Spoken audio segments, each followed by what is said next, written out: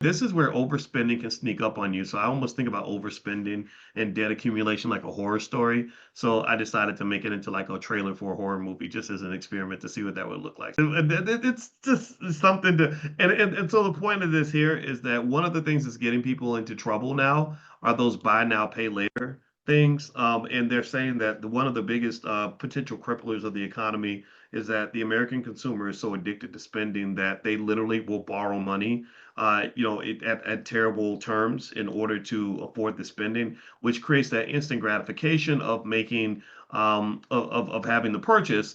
But there's a long-term price that has to be paid, and basically the consumer is like it's almost like the crackhead who just keeps smoking crack nonstop, and then they just smoke until they're dead. So basically, sometimes there are people. An addiction is a crazy thing because addictions require you to be broken before you acknowledge the addiction. Like you don't, it's hard to voluntarily walk away from an addiction. So it's easy to make the argument, and I don't disagree with this, that the American consumer is addicted to spending money.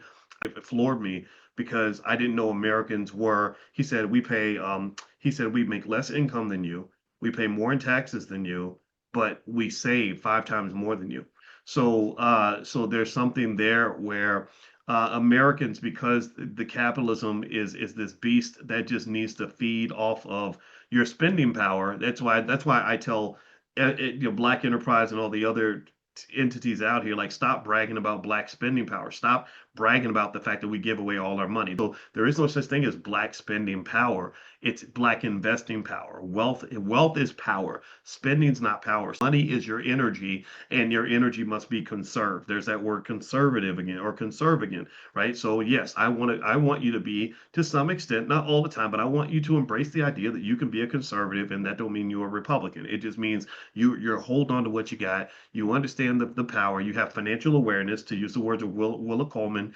You have financial awareness, financial consciousness. I'm conscious of it. I see the power of it. I preserve it, and I conserve it. Conserve, conserve, conserve. That's what wealthy people do. So that basically means, what are you working hard for if you're not preserving and conserving the results of your hard work? Like, what did you do? Why did you go to work every day for 40 or 50 years if there's nothing to show for it, nothing to leave behind? So it does become delayed loss. Why does one generation start over where the other one started in the previous generation? Nomalanga Mushali Moses, my good friend who lives in Botswana, she comes from a wealthy family. And I said, well, how did you get so much wealth in your family?